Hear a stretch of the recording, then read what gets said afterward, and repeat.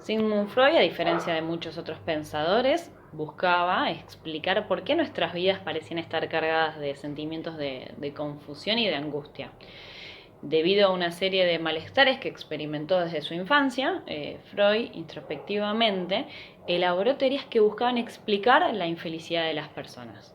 Buscaba explicar por qué la vida era tan difícil, por qué nos cuesta trabajo amar a otras personas, por qué nos sentimos ansiosos en determinadas situaciones que aparentemente son inofensivas. ¿Sí? Freud experimentó una vida repleta de ansiedades. Se preparó profesionalmente como médico, pero no fue hasta la creación del psicoanálisis como técnica psicológica que obtuvo el reconocimiento que tiene hoy en la actualidad.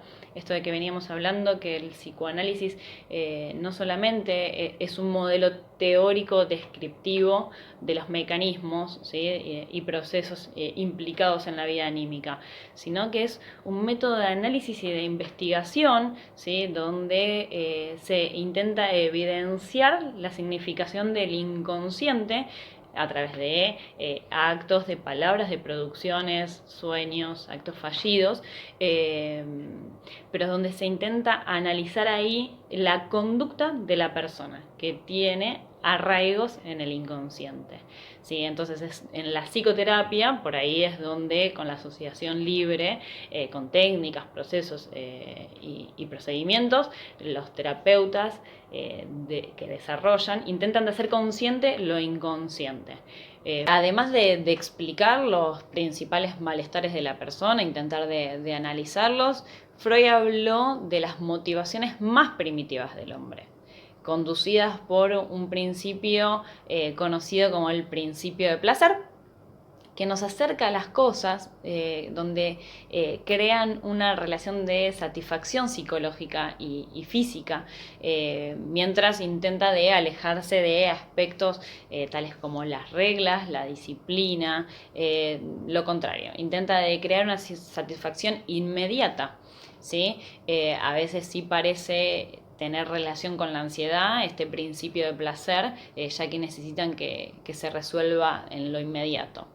Cuando somos niños, por ejemplo, nos dejamos llevar mucho por este principio, ¿sí? Nuestra misión en los primeros años de nuestras vidas es conocer el mundo que nos rodea, hacer cosas que nos hagan sentir felices, sentirnos atendidos ante un llanto, que alguien venga a satisfacernos, ¿sí? En un principio, en la primera infancia, dependemos completamente de un cuidador que nos alimente, que nos dé cariño, que se preocupe por nuestra seguridad.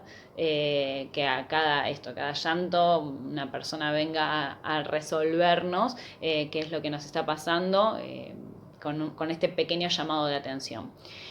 Freud veía la infancia como el antecedente más importante a todos los problemas que no se nos presentarían de adultos. Él consideraba importante reconocer el proceso de la infancia, el desarrollo de la primera infancia en nuestra vida, ya que ahí es donde él después viene a analizar ciertas dificultades que se nos presentan en la vida adulta. Bueno, ahora, ¿cómo evitamos caer en esto? ¿Sí? Él decía, no podemos estar todo el tiempo buscando la satisfacción inmediata, con este principio de placer que nos rige, no podemos estar permanentemente satisfaciendo esa necesidad.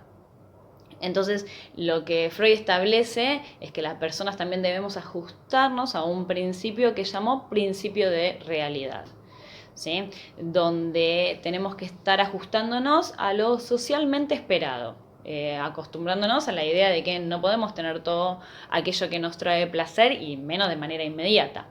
Entonces debemos hacer como una negociación con nosotros mismos, ¿sí? Para no caer en estas tentaciones. Es ahí donde habló de este funcionamiento mental, ¿sí?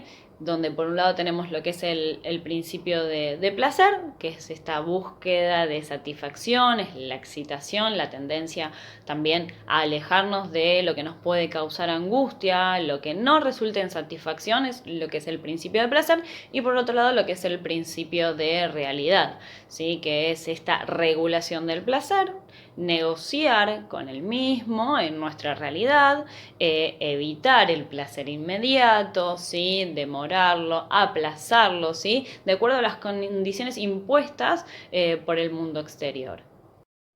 Para entender con mayor profundidad esto, Freud dividía a la mente de cada ser humano en tres partes. El ello, motivado por el principio de placer, el superyo, motivado a seguir las reglas, a hacer lo correcto, motivado por el principio de realidad, y el yo, que debe funcionar como un mediador entre el consciente y entre estas dos partes anteriormente mencionadas, ¿sí? Freud describe un esquema mental a partir de tres instancias, denominadas ello, superyo y yo, en donde según el enfoque psicodinámico, cada una de estas estructuras representa una instancia psíquica que desde nuestro sistema nervioso nos llevan a perseguir unos intereses que chocan entre sí, ¿sí? Esto es la segunda tópica de Freud, que no reemplaza a la primera que habíamos visto de el consciente, preconsciente e inconsciente, sino que se suplementa, ¿sí? Es un enfoque psicodinámico. Esta segunda tópica se fundamenta en la idea en que los procesos psíquicos que se producen en cada persona están definidos por la existencia de un conflicto.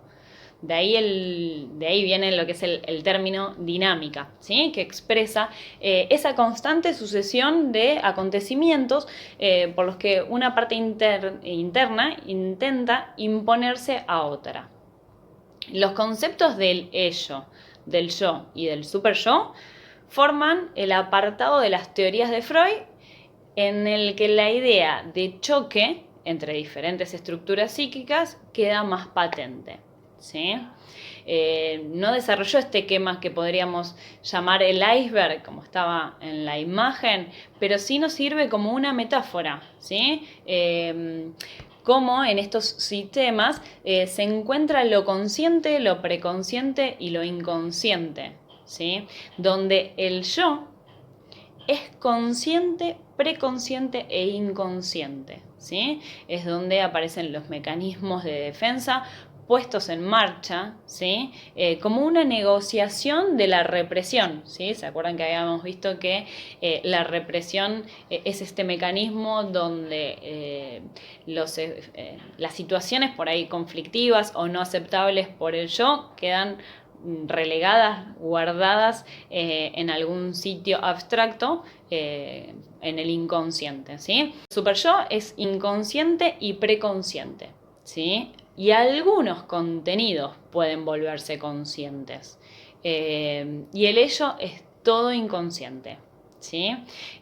Aquí en el inconsciente están los dos tipos como los que habíamos mencionado, el que fue consciente y el reprimido, ¿sí? Es decir, el contenido que alguna vez fue consciente y luego por producto de la represión se volvió inconsciente. Ahora, repasemos nuevamente la segunda tópica para ver lo que es el yo, el superyo y el ello. El ello es la primera instancia psíquica que aparece en todas las personas. Es decir, que está presente desde el nacimiento, ¿sí? A diferencia de las otras dos estructuras, ¿sí? El ello es como una reserva de energía psíquica inconsciente, ¿sí? Que lucha todo el tiempo para satisfacer impulsos básicos, ¿sí? Que tienen que ver con la agresividad, la supervivencia y la reproducción, ¿sí? Con todo lo que tenga que ver con la satisfacción inmediata. El ello opera según el principio de placer, ¿sí? No se ve restringido por la realidad. Busca gratificación inmediata. Se refiere a la parte más profunda, más primitiva, desorganizada e innata de la personalidad. Un ejemplo de esto bien podría ser lo que es la agresividad, ¿sí? Hacia otras personas, ya sean por ahí verbales o físicas, es decir, que una persona puede estar motivada por el ello, la parte más instintiva e innata, y resultar sin normas sociales, sin alguna restricción, y puede agredir a otra persona por esta satisfacción inmediata. Se sintió mal por algo que le dijeron y directamente actuó. No estuvo una restricción esto de lo que es el marco social, de lo que es la libertad del otro, sino fue impulsado por el ello y actuó de manera agresiva, por ejemplo. El yo surge aproximadamente a partir de los 2 años de edad. Esta instancia psíquica se rige por lo que en el psicoanálisis se conoce como principio de realidad. A diferencia del ello, ¿sí? El yo está enfocado en pensar las consecuencias de la conducta, ¿sí? Todo lo que hacemos va a traer una consecuencia, y el yo es el capaz y el responsable de analizarlo, ¿sí?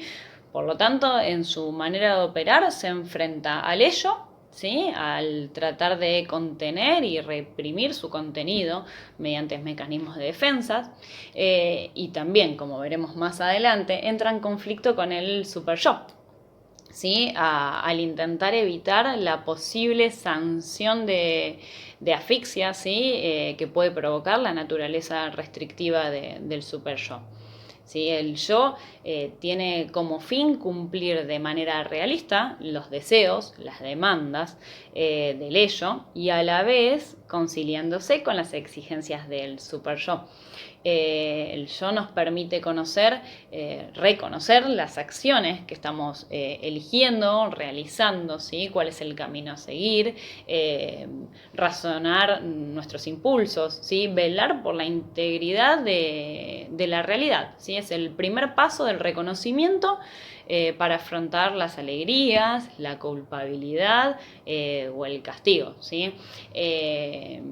Un ejemplo del yo es este cumplimiento del deseo, ¿sí? Donde tiene que estar lidiando con lo que es el ello, que sería esta satisfacción inmediata, donde el ello no mediría las consecuencias, y el super yo, que ahora lo vamos a ver, es el que restringe y es la norma, la dirección, la directriz que viene a sancionar, ¿sí?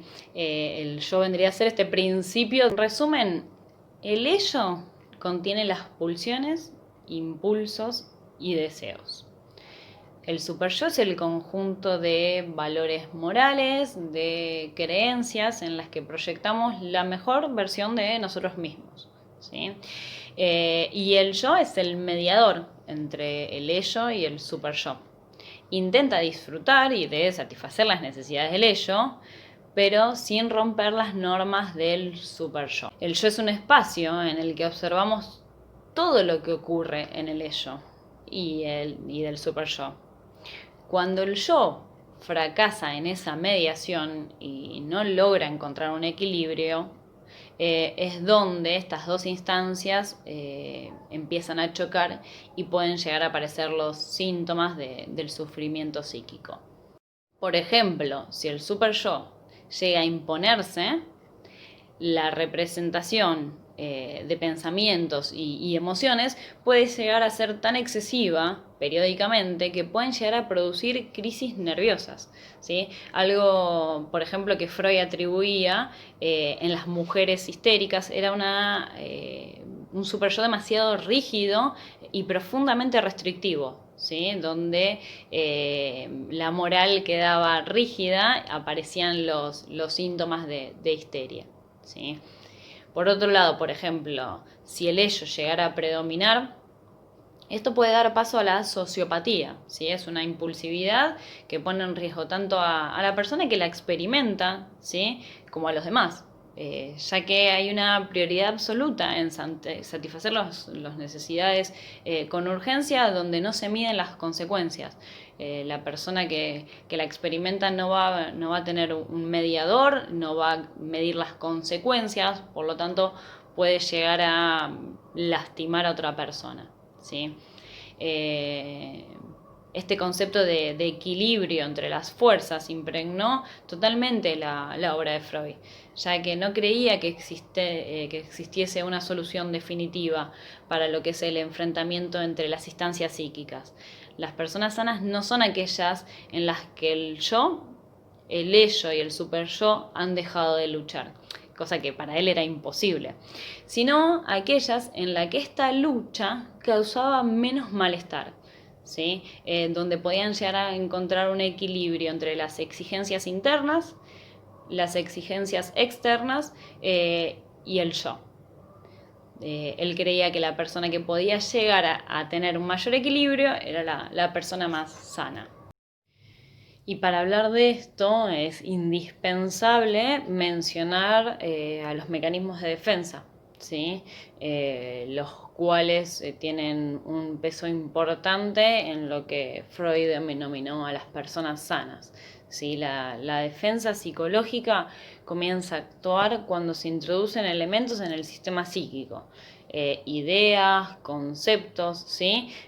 Los cuales no podemos aceptar y desequilibran el funcionamiento.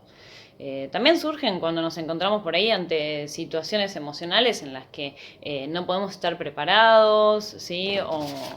O no podemos a veces inconscientemente ni aceptar elaborar, ¿sí? Por ejemplo, una pérdida de aquello que durante muchos años hemos considerado verdadero y que no aceptamos cambiar, ¿sí? O sea, situaciones en las que hay que aceptar lo que antes era inaceptable, ¿sí? Donde tenemos que aceptar que estábamos equivocados y en nuestras suposiciones o formas de actuar, ¿sí? Puede a veces ser insoportable para lo que es el sistema psíquico. Cosas más profundas, por ahí o más evidentes, perder un ser querido, ¿sí? O la pérdida de una situación vital estable, la situación de un duelo, ¿sí?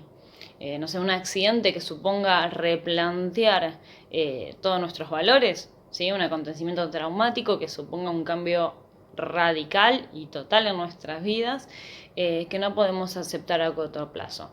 En esas situaciones aparecen los mecanismos de defensa, ¿sí? Que son funciones psíquicas reguladoras, ¿sí? Su misión dentro de lo que es el psiquismo es la de regular las cargas de energía, disminuyendo la tensión psíquica para proteger el equilibrio, ¿sí? Y así evitar toda clase o todo tipo de trastornos, perturbaciones producidas por el exceso emocional.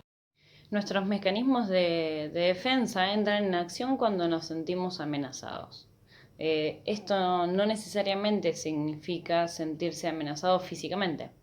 Más bien significa que estas estrategias psicológicas son prevalentes en entornos de alto estrés, ¿sí? Cuando dudamos nuestras habilidades y de pronto, no sé, damos cuenta de nuestras propias diferencias, nos ponemos a la defensiva, ¿sí? Para poder preservar nuestro ego. Vamos a mencionar algunas de las estrategias de defensa. Son varias, son complejas, pero les voy a mencionar algunas por ahí de las más conocidas o las que más utilizamos y de mayor conocimiento por ahí que tienen a nivel social, ¿sí? Una de ellas es la que venimos mencionando hace tiempo con el nombre, pero bueno, ahora la vamos a definir, ¿sí? Mecanismos de defensa. Represión, ¿sí? Consiste en excluir de la conciencia cierto impulso, ¿sí? Idea o sentimiento que vaya contra el sistema de valores de la propia persona, ¿sí? Pues si este pensamiento o sentimiento llegara a la conciencia, provocaría un conflicto personal, ¿sí? O una angustia demasiado perturbadora. Se trata de un mecanismo inconsciente, ¿sí? Que desencadena un reflejo de inhibición. Por ejemplo, una persona con fuertes deseos sexuales que su sistema psíquico considera inaceptable, los reprime inconscientemente, ¿sí? De forma que la persona aparece ante el mismo, ¿sí? O ante los demás como una persona sin pulsiones sexuales. ¿Sí? Entonces, esto sería la represión. Cuando, por ejemplo, en este caso, una persona tiene deseos sexuales excesivos que son intolerables para el yo, o lo que sería socialmente aceptable, la persona los reprime. Entonces, ante el mundo, por ahí parece una persona introvertida, frígida, si se quiere, de tanto reprimir esos deseos que el la negación, que es otro mecanismo de defensa, es más que evitar una circunstancia o un pensamiento potencialmente amenazador, es negar vehemente incluso el hecho de su existencia, ¿sí? La negación es una de las fases más profundas del mecanismo de defensa. Por ejemplo, en un duelo, ¿sí? Donde nos resistimos a aceptar la realidad sumamente dolorosa.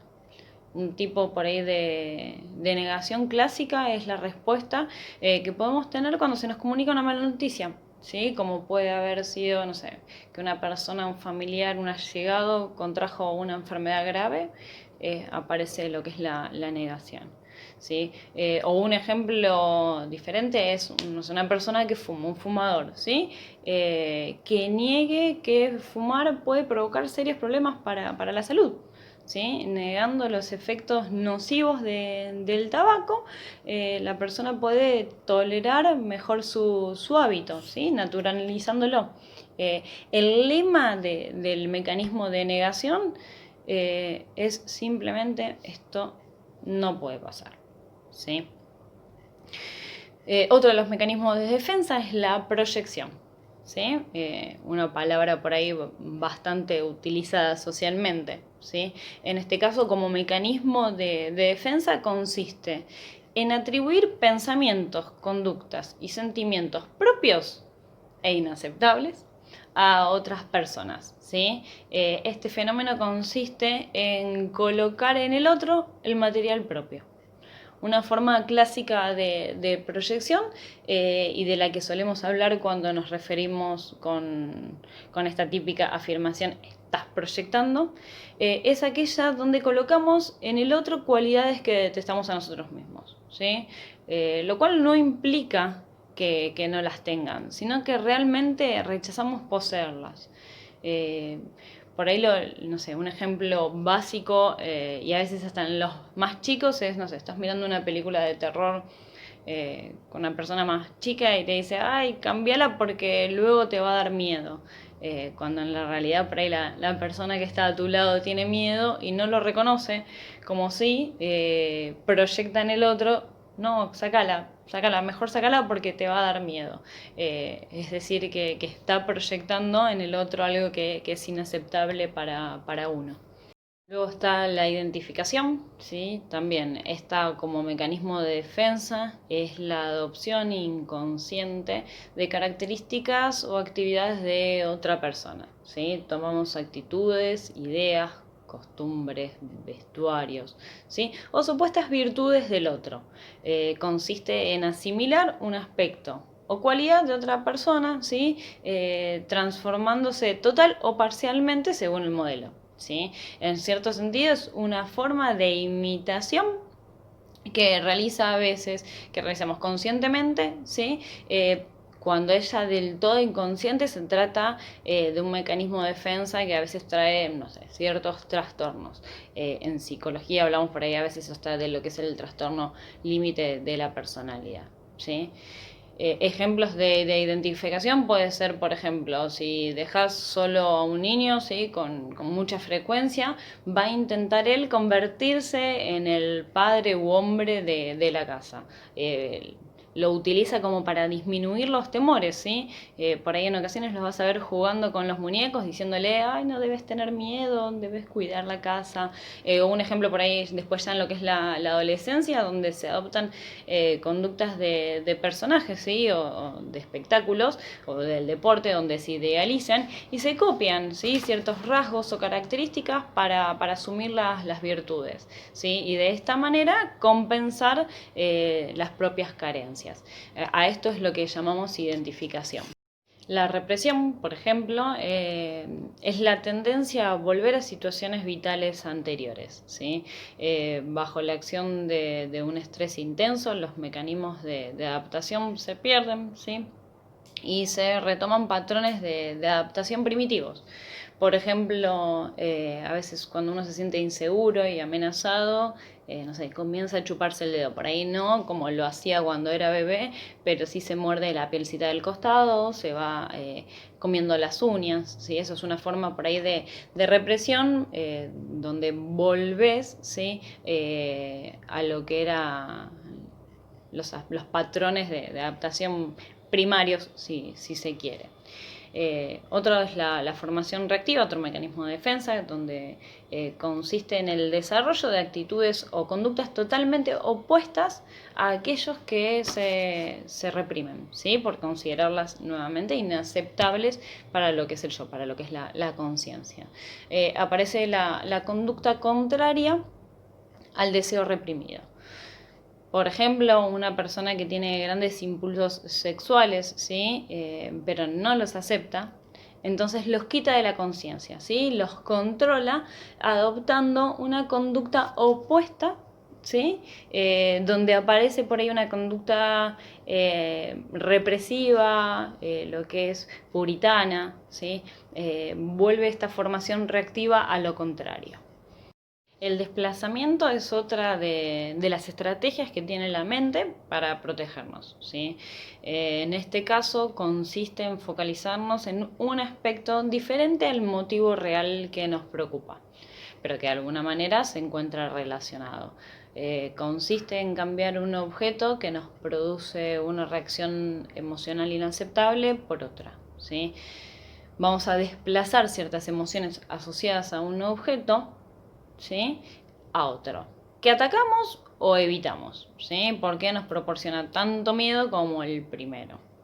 Un ejemplo, tengo sentimientos de odio hacia mi vecino, ¿sí? Pero como no lo puedo aceptar, no me atrevo a enfrentarme a él, desplazo lo que es el sentimiento hacia su perro, ¿sí? El cual por ahí maltrato o insulto.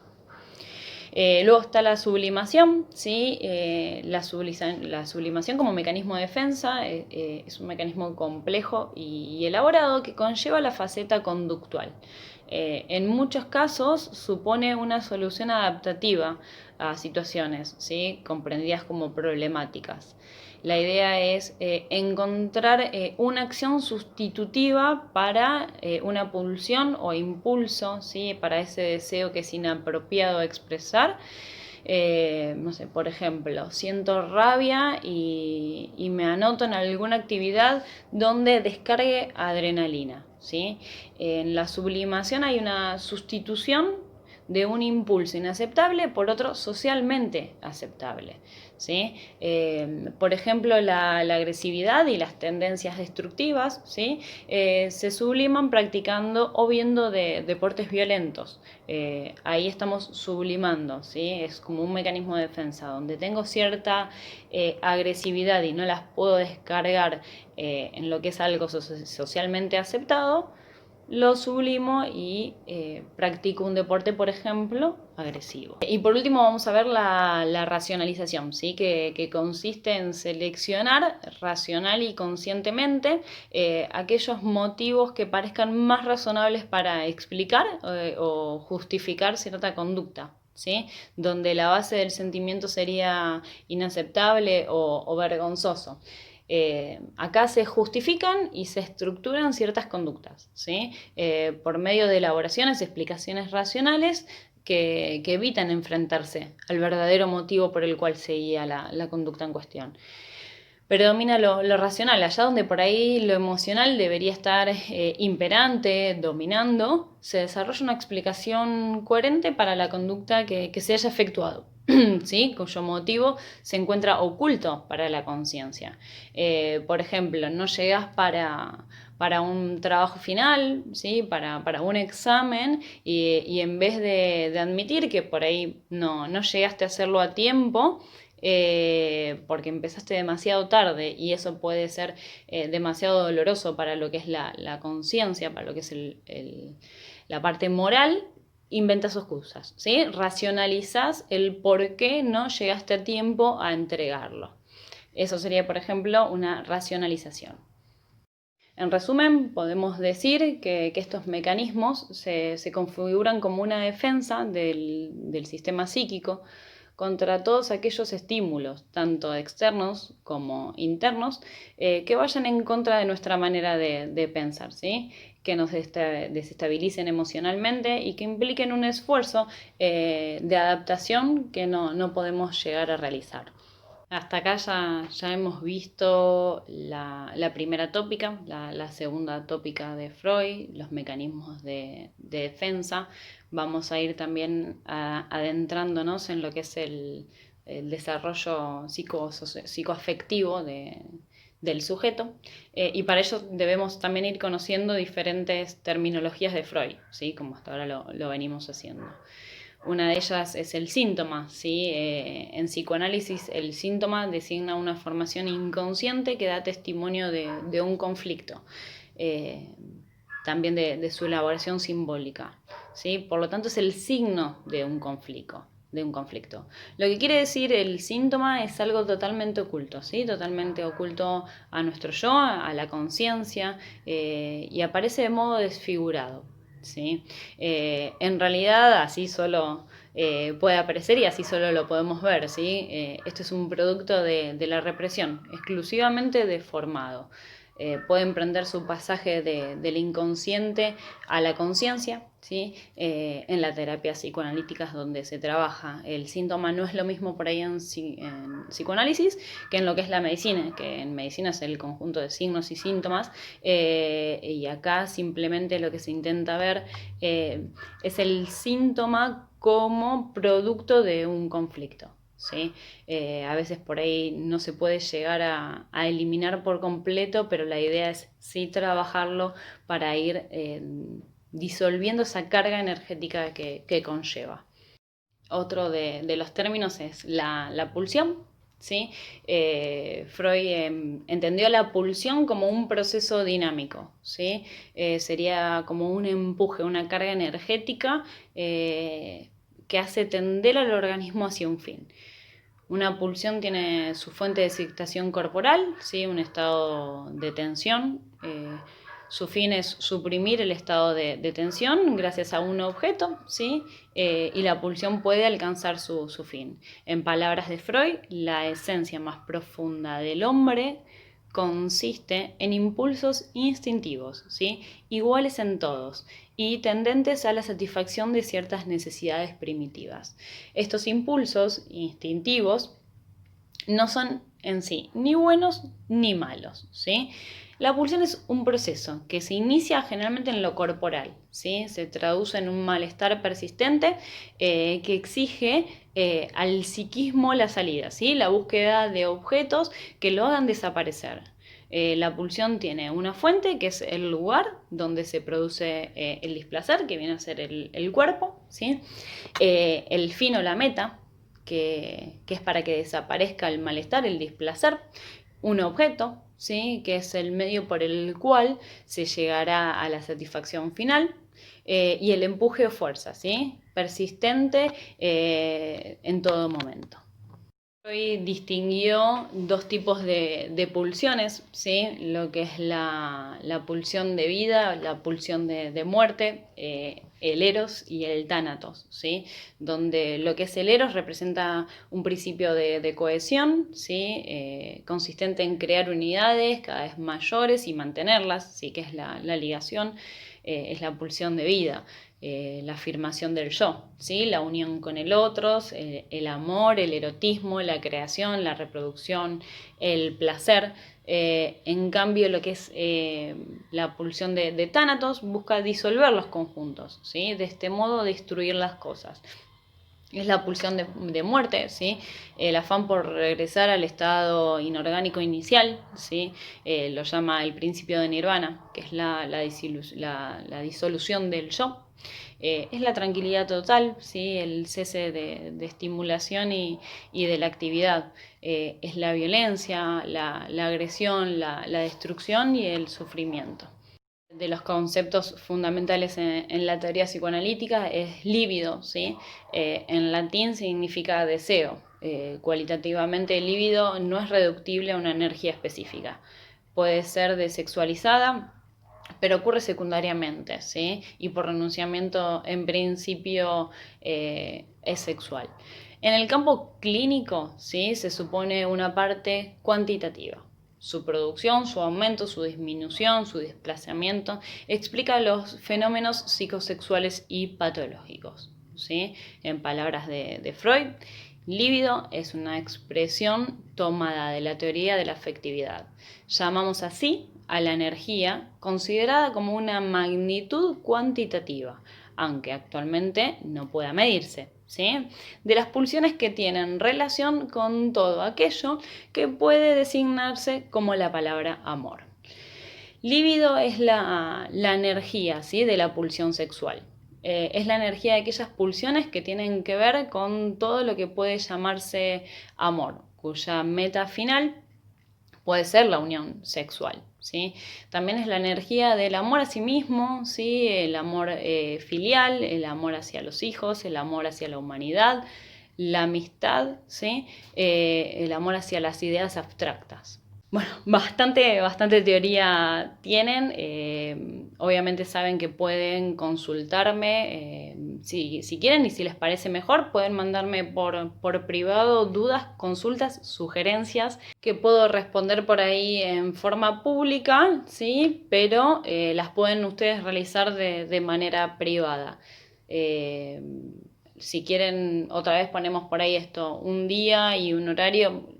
No sé si les pareció bien por ahí el jueves, donde ustedes puedan llegar a canalizar las dudas y consultas. Las quieren poner en el muro, no hay ningún inconveniente. Si les parece, si no, las mandan por privado y las contesto para todos. Así se van sacando la timidez y van consultando de esta teoría tan compleja pero apasionante a la vez. Gracias por su tiempo. Fuerte abrazo virtual.